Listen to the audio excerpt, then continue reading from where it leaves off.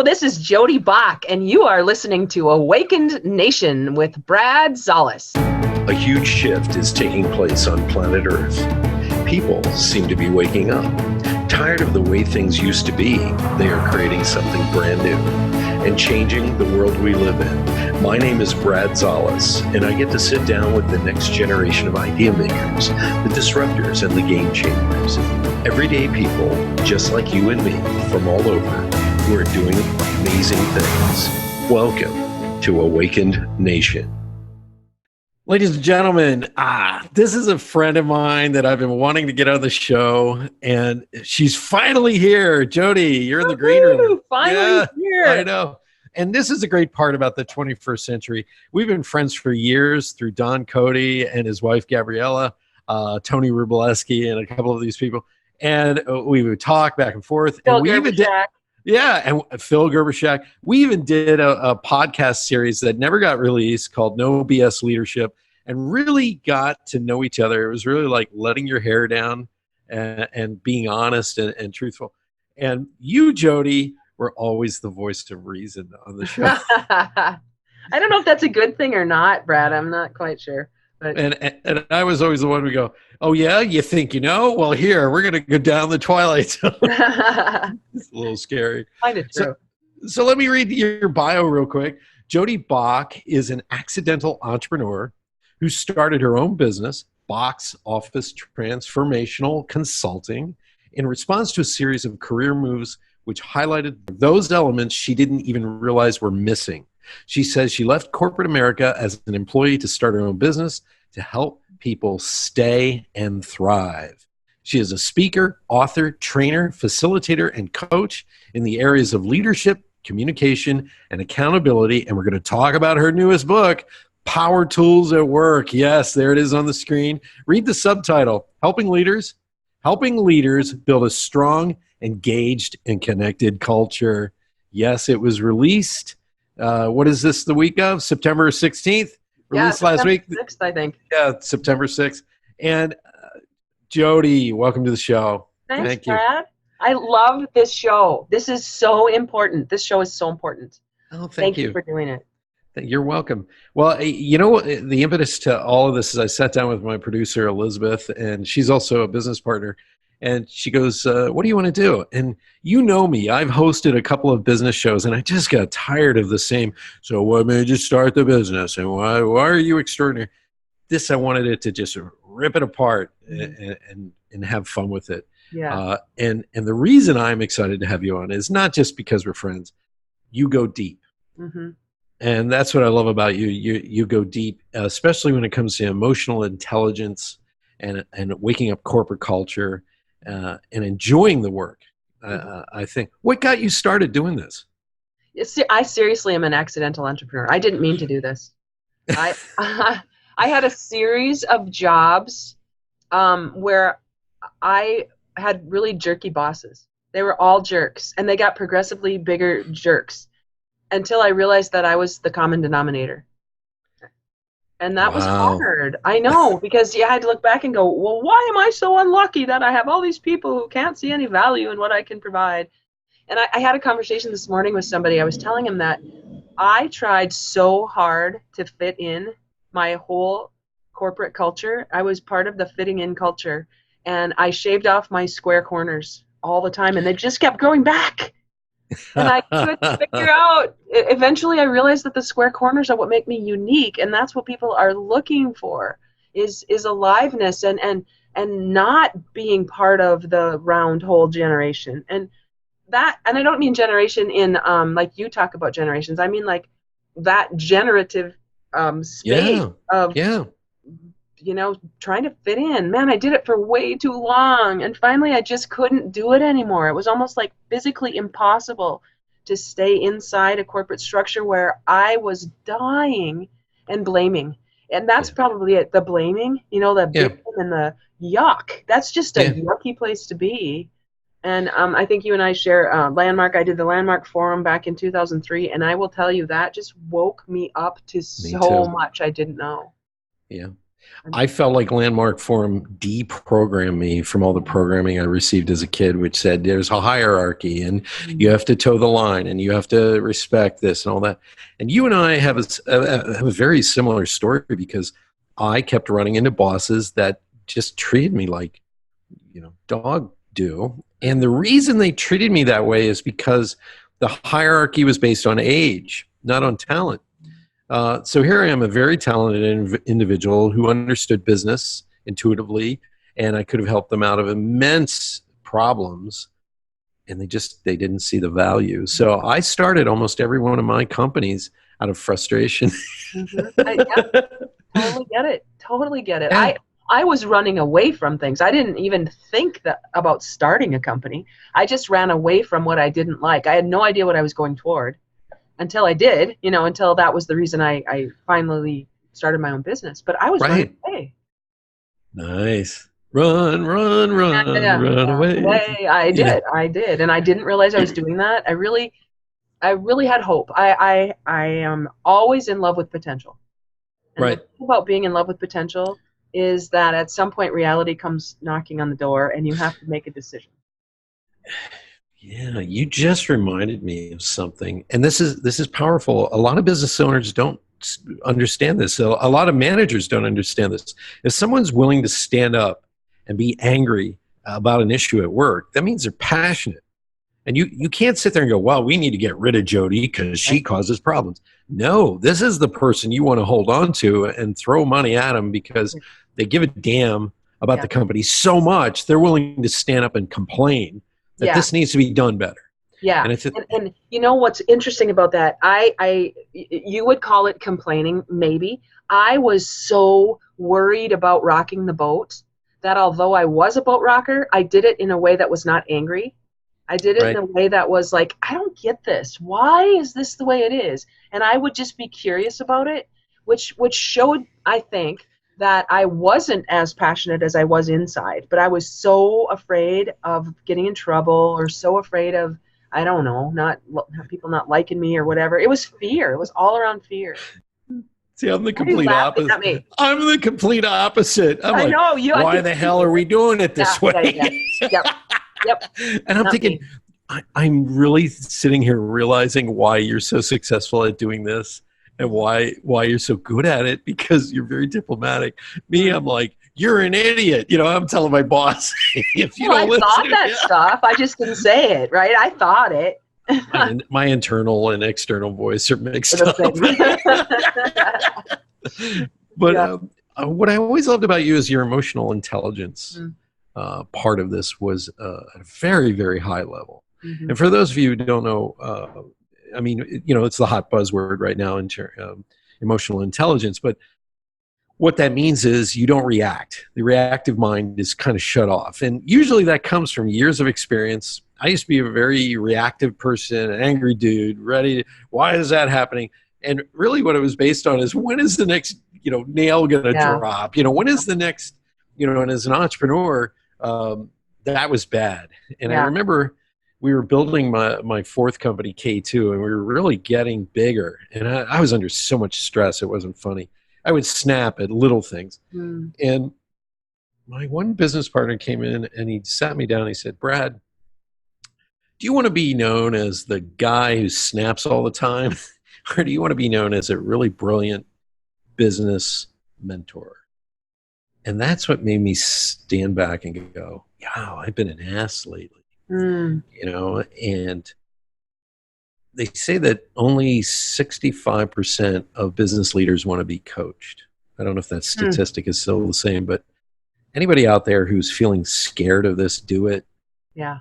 It'll make you so much better and more effective. You want to watch your employees increase their output by 80%, get some training on interpersonal skills.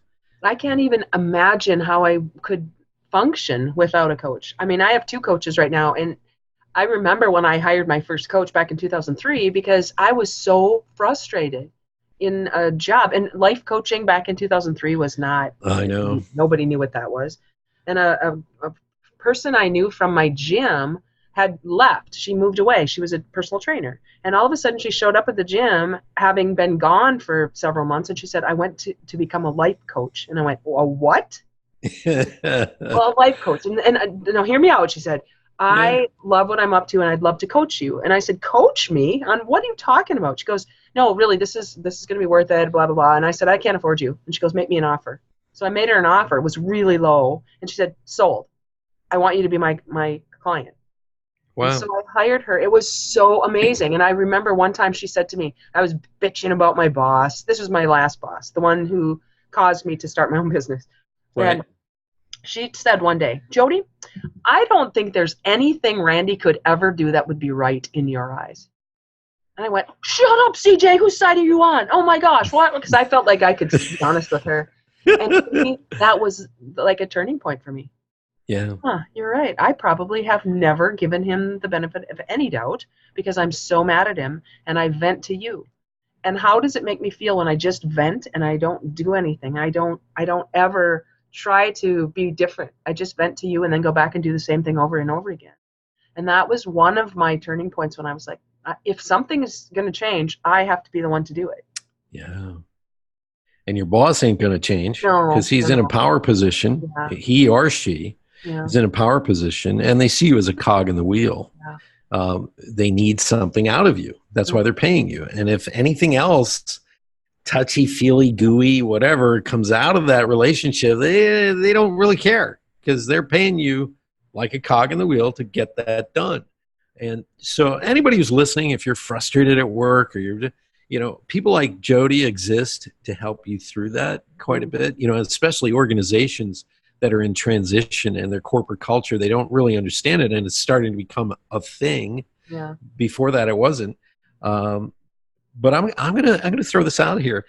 I'm a baby boomer, and baby boomers, we had no coaching, we had no therapy. When my mom wound up having a nervous breakdown, as they called it back in the 60s and 70s. My dad brought me home and hit me on the arm and said, hey, what do you want for dinner? That's how we dealt with stuff. Yeah. And I went out on the back porch and cried and looked at the universe and the stars and talked to God, and that was it. Mm-hmm. And now we have got these amazing tools. Take advantage of them. They don't make you vulnerable. They empower you. Yeah. In the vulnerability, in the authentic, self, you will learn to be incredibly empowering. And right now, let's talk about this. The buzzword is being an authentic leader. And I feel like people are now starting to blow smoke up my, my tuchus with it, not realizing that, okay, if you're a jerk, being authentic is not an excuse to stay a jerk. Yeah. Now a chance to grow. Yeah. Yeah. I'm agreeing. What do you want me to say about that? That is so. Have you had experiences with that? I mean, I'm sure you have. So this morning, I had a conversation just this morning with a businessman in town, and I have looked at him as wow, he's really successful, and he's out of my league, and he knows so much that I don't know. And he called the meeting, and we had coffee, and he said, I want to help you with ideas for your new book. How are you marketing your book? And I thought, wow. Why would you do that for me? And we got into this conversation that was so amazing. And he said, there's something about you that's very unique. There's something about you that I felt safe with. He told me about a story that was part of his transition, and transition isn't the right word, especially in this day and age, his transformation in his understanding of himself when his daughter was in an accident.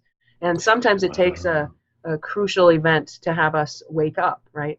And he said, 5 years ago, if you and I had been having this conversation, I would have totally written you off as touchy-feely, squishy, whatever. He said, this is the most important conversation we can have in corporate America now about what makes us unique. And he said, what you do, Jodee, I haven't put my finger on it yet. I don't know if you're a coach. I don't know if you're a consultant. What would you call yourself? And so we spent a half hour trying to come up with a term that he could kind of help me market. And we came up with Sherpa, guide, flashlight holder.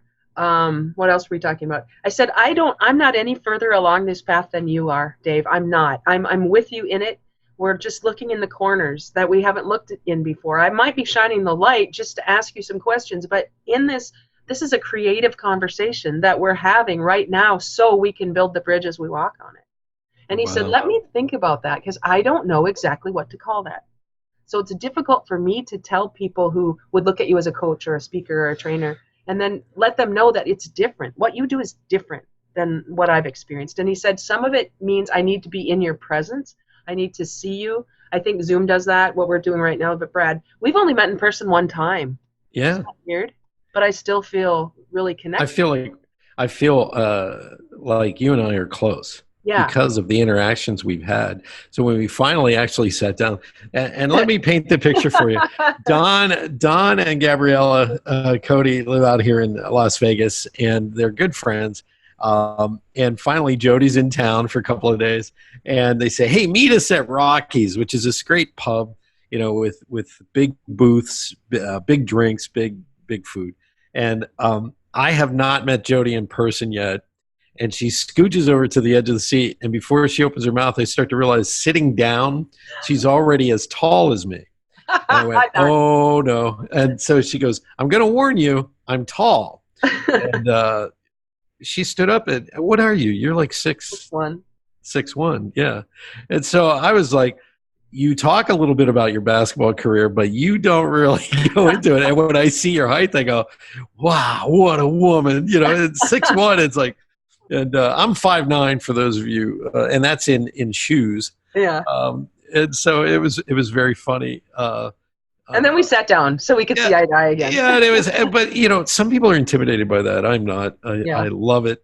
But let's talk. You and I have 6 degrees of separation. We were talking about this in the green room before we started, and that is, I went to high school with Sam Bowie. And Sam Bowie was 7'2" in high school. So he had to duck to go through the walkways because his afro would get messed up. Oh my gosh. But I had class with his sister Shelly. And Shelly and I would always tease Shelly all the time because – and I was never one of these people who went for the, well, you're tall jokes, because and I knew everybody was doing that to her because she was like 6'6". Yeah. And so and you should see her parents. Her parents are both like 7 feet tall. Wow. Oh, yeah. And the father used to play for the Harlem Globetrotters, I believe. Wow. And so I grew up with this family. And so Shelly, I would always tease sometimes, and she would laugh. She'd go, oh, Brad, stop. And I went back to my hometown about 10 years ago, and I went to actually see her because I wanted to say hello. You actually know Shelly and the gang because you were with Concordia. Who were you playing with? Concordia Moorhead, Concordia Division III school. I'm just Googling right now to find out where Shelly played basketball because I have a picture. We played them. We played her team, and I'm not remembering which team it was, but my freshman year we won the national championship, Division III. And I have a picture of Shelly, me going up for a shot, and Shelly Bowie probably shoving it down my face. Millersville, women's basketball. Yep. Yes, right down the road in Lebanon. And we Lebanon, Pennsylvania, Millersville. Wow. Yep, we won, by the way. My team won.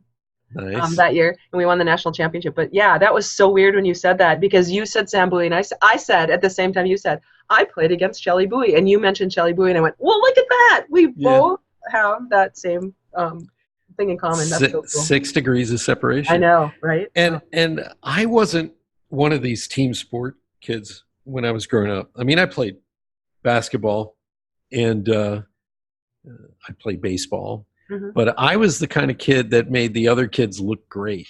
Because I wasn't good at sports. I got good at sports as I got older.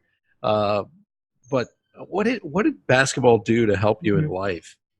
Boy, that we could have a whole show on that. When I was young, I was big, right? I was bigger than everybody else. I was taller than everybody else. We didn't have basketball in junior high and grade school when I was there. I'm that old. We're the same age, Brad, and so we didn't have that opportunity till I got to 9th grade. And so I was just tall. I was just awkward.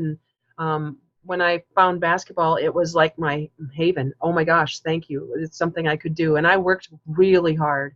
So between my freshman and sophomore years of high school, I worked hard and became a starter. And what I learned as a sophomore in high school, who was finding her own place to be acknowledged, because I was always looking for external validation as somebody who didn't have a lot of connections. My coach came up to me after I was looking in the paper to see my name, right? Because I wanted to score all the points, and I was all about me as a sophomore in Right. high school. And he said, Jodee, this is not all about you. You can't dribble the ball. In fact, if you dribble the ball, I will bench you. Your job is not to dribble. Your job is to score. And that's what gets the name in the paper. So it's not only about you. He wasn't mean about this. It was just a Right. real great life lesson. And in that moment, I decided as a sophomore in high school that having a big ego was a really bad thing. And so I then made the decision that it wasn't about me, never about me. And what I learned in that was it's about support and it's about everybody else. How can we work together? Team. I learned a lot about team, but I also learned that I thought it was noble to be humble. And I shaved off the square corners of what made me unique. I started doing that in high school, and I kind of got stuck in this place where I wanted to shrink and not be seen.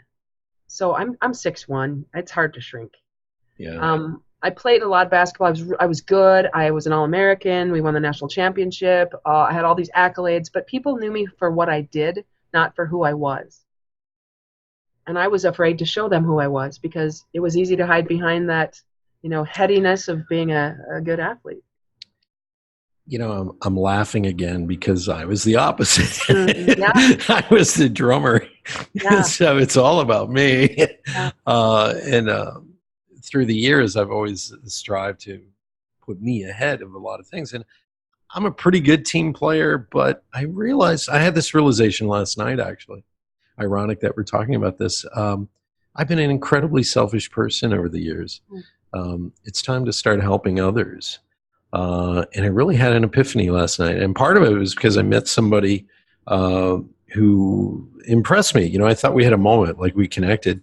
So I looked her up online, and she's really helping the poor in Mexico and going around and just doing good deeds. Good deed doers, as they say in The Wizard of Oz. And I thought to myself, I have a shot here at the second half of my life to do something far more meaningful. And I've always felt that.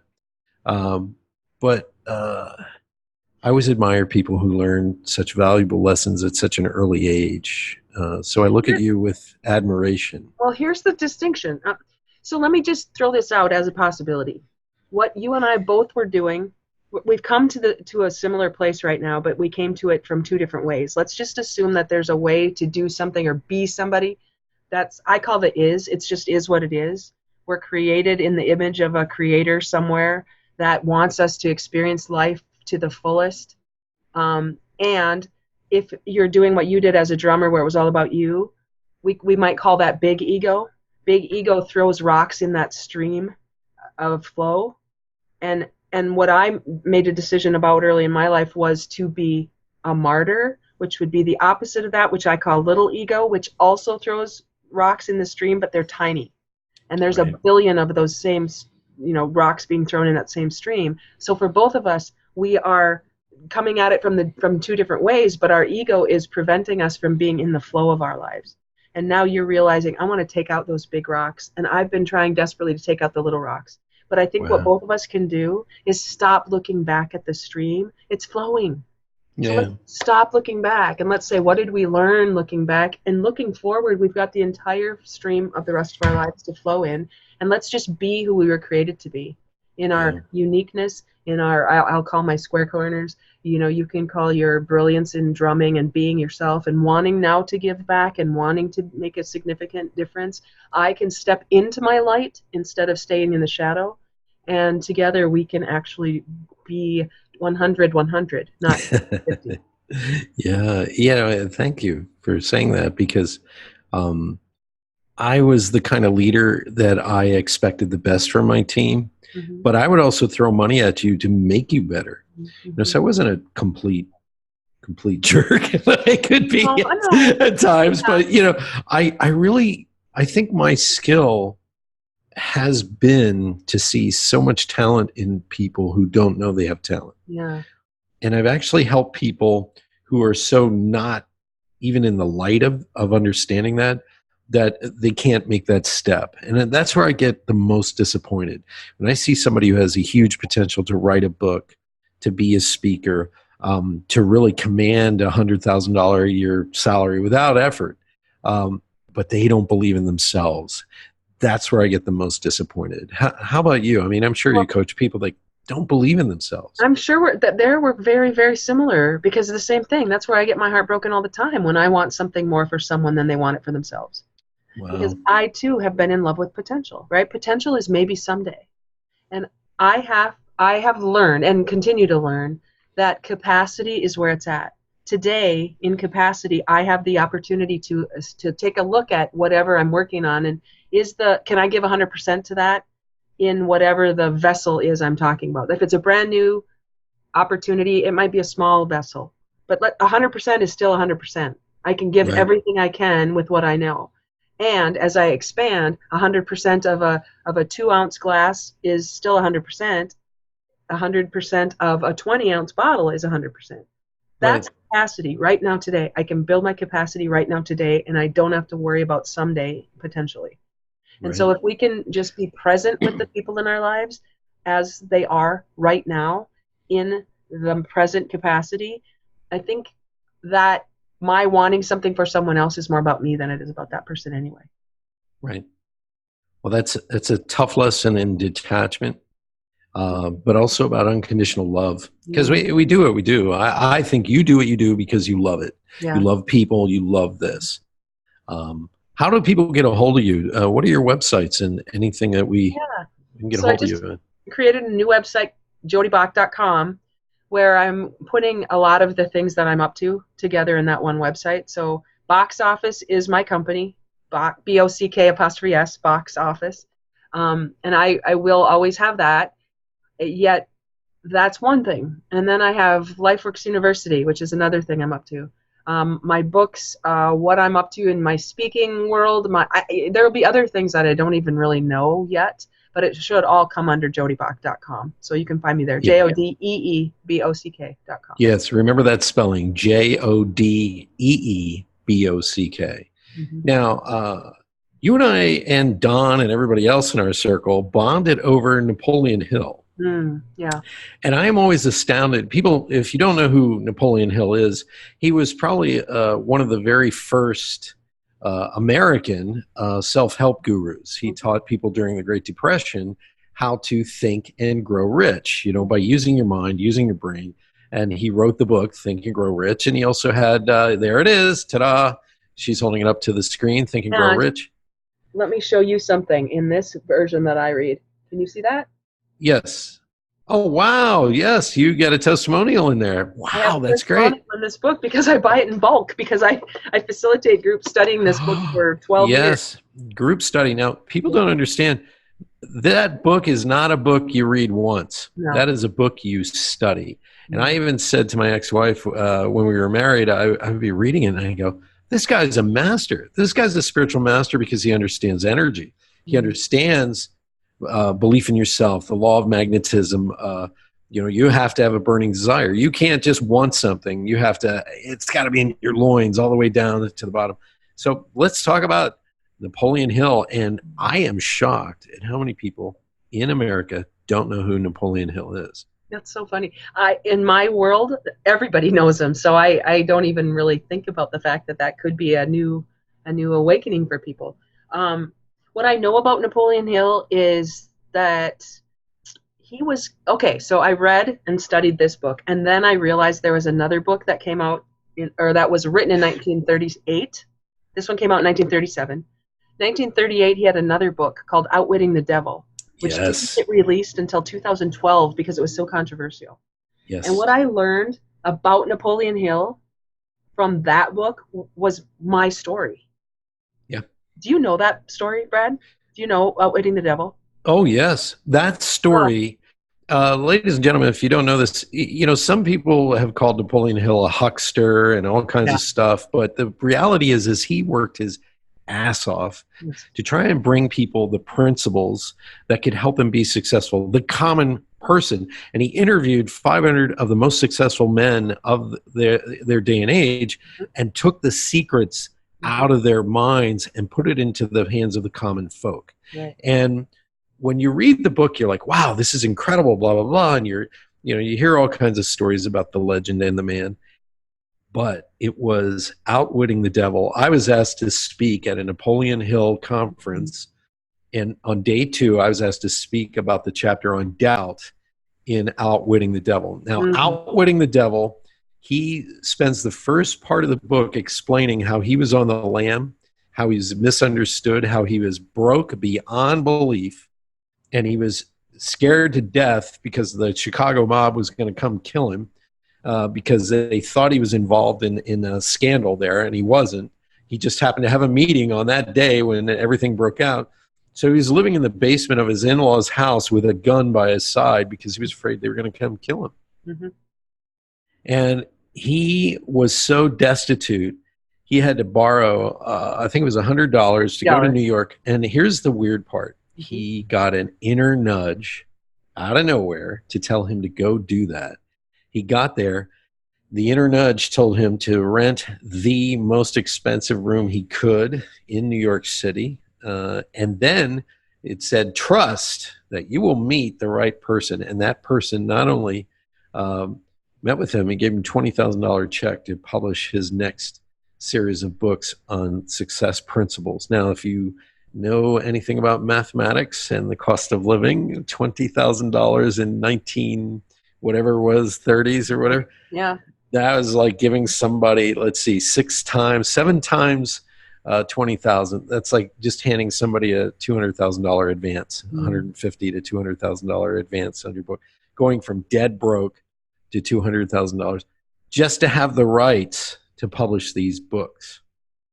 And so Napoleon Hill was always somebody who made a fortune, lost a fortune, and made a fortune. And when he died, I think he was worth around $4 million at the time. But the Napoleon Hill Foundation is out there.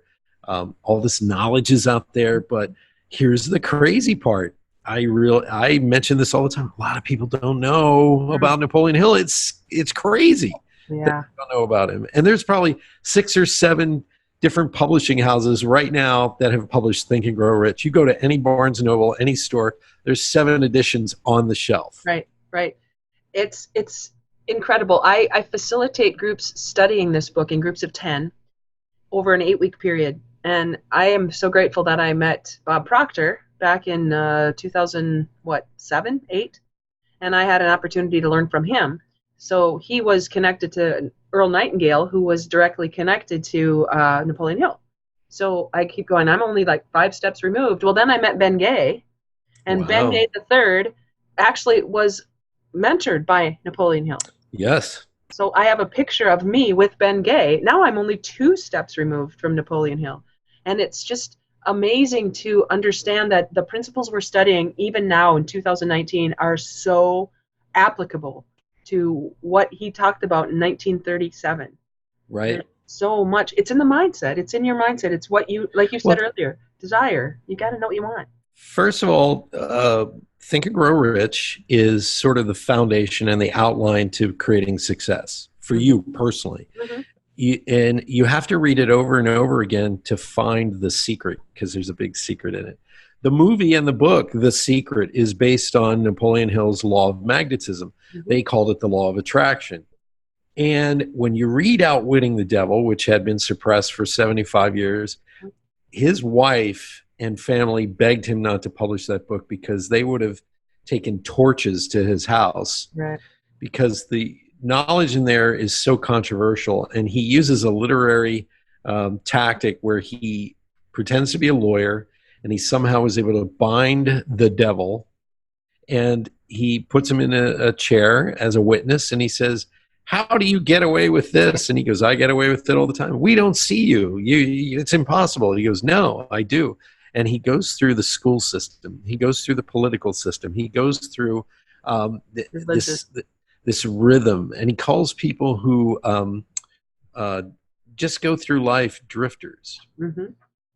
It's a nice term, but those who step up and out of it, a lot of people in this world get caught up in, well, you get the right job, you pay your taxes, you just live your life.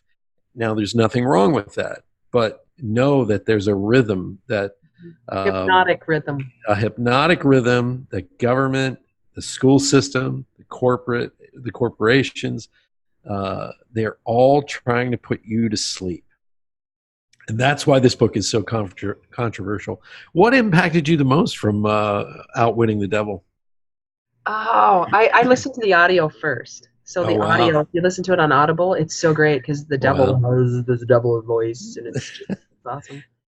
That Napoleon Hill was the first part of it that you mentioned before about how he said, "Here I am, the keeper of the keys to the kingdom of all this amazingness with Think and Grow Rich, and I'm not living my own knowledge of this. Right. I'm not actually doing what I know to be doing." And that resonated so strongly with me because I had, at the time when I first understood this, done the same thing. And I still do. I mean, there are times I don't do what I know. I'm not walking my talk all the time. And I thought, Right. wow, it happens to everyone, apparently. And so it gave me some comfort to know that I don't have to be perfect because I find myself to be a recovering perfectionist. And every time I can let Yeah. myself off the hook a little bit, it allows me a little bit more grace to be me. So in everything about that book and how current it seemed to be, and how he talked about, like you said, the school system and all these things he talked about with the devil's from the devil's perspective, so relevant. But probably for me, the most impactful was who Napoleon Hill was being while he Yeah. was. That was surprising how honest he was. He says, "Hey, here I am, supposedly the leader of the, get rich movement, the self-help movement, and I'm broke and I'm living in a basement and I'm, petrified." And his in-laws, thought he was a loser. They really did. And I guess it was his brother-in-law who gave him what was it, $60? I think it was $50. And he just had enough to pay for the train, get the best hotel, and get out of town. That was it. Not even enough money to really eat. He talks even in detail about that, and that's rare for Napoleon Hill to talk about himself in that way. That's what made it so raw. Right. And for those of you who are speakers and coaches, and you're trying to launch your business, and you're talking the talk, and you feel like you're suffering from imposter syndrome, go pick up a copy of Outwitting the Devil, because your thought process and the reality may not always line up today, but it will eventually. And that's the exciting part about that. Yeah. Let's talk about the LifeWorks University, which leads us in from Napoleon Hill into LifeWorks University. Tell us about it. So back in 2008-07, when I was studying Think and Grow Rich, I put out a newsletter, and my newsletter talked about how I'm doing these mastermind groups and studying Think and Grow Rich, and people must have done Google searches or something. Did we have Google in 2008? Yeah, whatever. They searched. Yes. They searched and found me. Greg Reed is somebody who found me. You're kidding. No, so he found me. I didn't know who he was, and he came to Fargo, and he spoke to my group. I had 100 people in the room, and he came and told us about his project, and I didn't know who Greg Reed was. Yet now Greg Reed is one of the only people who is endorsed by the Napoleon Hill Foundation and written a new book now. Him and Sharon Lecter, I believe. Yeah, they're the only two. So he came to Fargo, and I thought, well, who am I, little nobody? But I was into Think and Grow Rich. It was really important to me. Don Cody found me the same way. Actually, that's not exactly true. That came later. I met Don Cody when I was freaking out about my business, which I just started in 2005. 2006 in the fall, I'm like, when you're first starting out and you're like, I don't know where my next paycheck's coming from. I couldn't sleep one night. Looked at an infomercial on TV, and it was one of those infomercials that said, "Coming soon to your town, you can learn how to get government grants to run your business." And I thought, well, I need that. So I signed up, went to this free thing, and Don was the instructor. No kidding. No, and I went up to him during a break and said, "I don't really care that much about what you're talking about, but there's something about you and the way you're teaching it that I'm really interested in." And so we got connected there, but then we sort of fell out of touch for a couple of years, and he was on my mailing list. And that's when he found out I was doing Think and Grow Rich. And he said, "Hey, I've got this thing called LifeWorks University that I've been working on for a long time. Do you think you could get some people together to do this for a weekend?" I said, sure, we can do that. Do this, whatever that is, do this. And it was a weekend deep dive into the vision for your life. You have to visualize your future, otherwise you're a drifter. and Right. you have a burning desire, and many people don't. So the first step of LifeWorks is to figure out what is your vision for the life of your dreams. And then Dawn's program, system, whatever, breaks it down into 8 areas of your life that if you were on purpose, you could make a significant difference in the areas of success education, wealth and income, romantic relationships, health and wellness, relationship and communications, lifestyle management, fun and recreation, and eventually life purpose. So those 8 areas are broken down. And so I said, sure. So he came to Fargo 3 times in 2009 and 10. We put about 80 people into that class through 3 different sessions, started understanding this process of getting clear and getting on purpose about your life.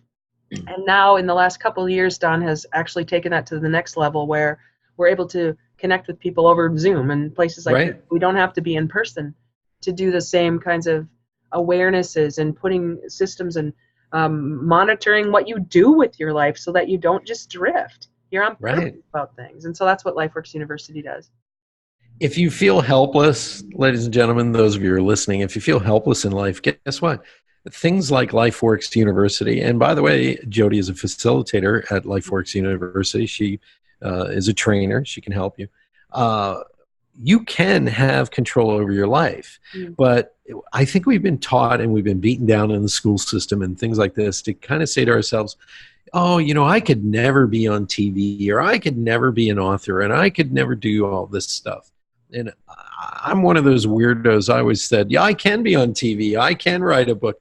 You know, it was just my father was a crushing individual. So I had 2 choices, either have low self-esteem or make up fake high self-esteem. It's one or the other. Right. So I'm telling you, you can do and create the life of your dreams if you get the right coaches on board. And people like Jodee at LifeWorks University is just a powerful reflection of living that potential in you. And there are skills and tools that you've never been taught. Yeah. Trust me, you've never been taught. And guess what? There's a group of people out there that have them in spades, and they utilize them every day. They teach them to other people. And it's exciting to watch some of your students grow. I mean, I have dinner with Don, and I got to tell you, he's so excited every time he talks about new students and new people coming on board. And you're kicking ass over there too. I know the work you're doing. So what's the most fun? What's the most fun that you're having with this? This new book, I'm telling you, this new book, I have been using the principles of this book with clients recently, since about May of this year. Yeah. Going into organizations and giving them some ideas about what they can do on a regular basis to engage their people, and then watching what they do. You know, being able to be with them regularly, because normally as a speaker, I mean, you might know this, Brad, you go speak at a conference or you go do something and you whip people up and then you leave. And you never really know if your impact was felt. And I hate that. I actually hate that because, yay, Monday they forget everything I just taught. I know. And so I love that I have been working with this one organization that I used as a pilot for this process, and I have seen results. And it's so much fun to know, because remember, I'm the me of low self-confidence. Me who doesn't believe that my impact is really valuable because I've got these bosses that have told me I have nothing of value to offer. So when I can see what happens when I witness their engagement, then I get confidence to go, okay, there's something to this. There's something to this, what we've got in place here. And by the way, I love the design of the book. If you work in HR or you're an executive and you want something on board, go pick up Power Tools at Work, Helping Leaders Build a Strong, Engaged, and Connected Culture by Jodee Bock and Brenda Leibus. She's my graphic designer, and it was her idea to even put this into a book. So she did a great job of the design of this. She did, and I love the book. Pick it up. Start with the principles, and also get Jodee into your organization, because this is ongoing. She can help you train the trainers and keep everybody on task. This will turn into a facilitator's guide. So on the website, if you go to powertoolsatwork.com, there's a tab there that says Become a Facilitator. We're not there yet. This just came out last week. We will be designing an ongoing facilitator's guide for this as well, so you can actually do this inside your own organization. You don't always need to have me do it. This is incredibly powerful.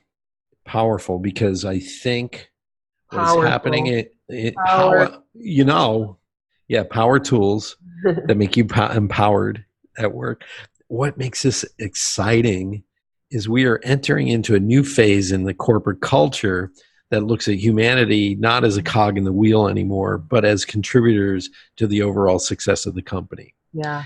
And we walked away from that over the years. And I think the reason we're being forced to do this is thank you to the millennials who stood up and walked away. When they didn't get what they wanted, they stood up as a group en masse and walked away. And corporations sat there and went, but wait, we're offering salaries and we're offering this. And yeah, but you turned your back on people starting in 1974. You walked away from dedicating yourself to the people of your organization. How do you win them back now? And Power Tools, pick it up. I'll put a link in the show notes so that they can order the book directly through you or at Amazon. Either way, Amazon's easier, but I'll tell you that if you order it directly from me, you can have a spiral bound version, which is kind of cool because it's look at that. That is, tell her design is fantastic. I will. From another graphic designer. Hello. Yeah. Brenda did a great job on that. Phenomenal. She did. And the inside of the book, I'm telling you, it's beautiful. So what Brenda did, where I thought we should put quotes, just, pick out a Albert Einstein quote. She took quotes from me and made them into graphic quotes. Wow. So share your opinion with the intent to create dialogue. Yes. Wow. That's incredible. Then she made these little memes. So actually, you can use this as a little meme somewhere. We're going to make postcards that we can send out with some of these ideas that are from me.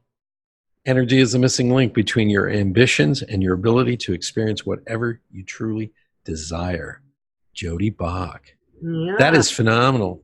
Well done. And I know for a fact that it's a fantastic read, and it's for a fact. You're just because I trust in you because you give a damn about people, and your strategies and your tools work. I mean, through the years, you've given me plenty of strategies and tools, and I went, wow, she's a genius. What's really cool, Brad, is when you can be in the space of other people who allow you that open space to create dialogue as opposed to discussion, where we agree to suspend previous assumptions in order to learn from each other. That's the beauty of people coming together in a spirit of harmony for a chief definite purpose, which is when the mastermind is invited in, which is what Napoleon Hill told us. That's what a mastermind is. Yes, Napoleon Hill coined that phrase, that when two or more people come together for a purpose, it takes on an independent mind of its own that helps support the group. And and you get answers out of the ether all of a sudden. So in closing, I'm going to ask you one question that's going to make everybody go, wow. What's your perfect day look like? I would be, it hasn't happened yet because I haven't done it yet, but I think I would be in a village somewhere in Europe or a foreign country that I haven't been, where I could just wander into a pub and find somebody to engage in a really important conversation. And then do that again, and then go sit on a beach. There you go. And in closing, please tell us about Sweet Adelines. So I sing with a Sweet Adeline chorus in Minneapolis, which is 4 hours away from my home in Fargo. So I travel for weekly rehearsals, and we sing in a barbershop chorus where we're aspiring to be in the top 10 next year at our international competition. We're in the top 10 now. Yet we want to make it into the top 5. So we're a competitive barbershop chorus. Who knew there was such a thing? Thank you so much, Jodee Bock. Everybody, thank you so much for being on Awakened Nation. Thank you, my dear. Thank you, my friend. Have a good one. Take care. Thank you so much for being a big part of the Awakened Nation movement. This is how you can help me and our extraordinary guests. If you guys enjoyed this episode, please share it out on Facebook, Twitter, and Instagram. And let's grow this movement by word of mouth. Our success will be because of you. Thank you, and see you next week.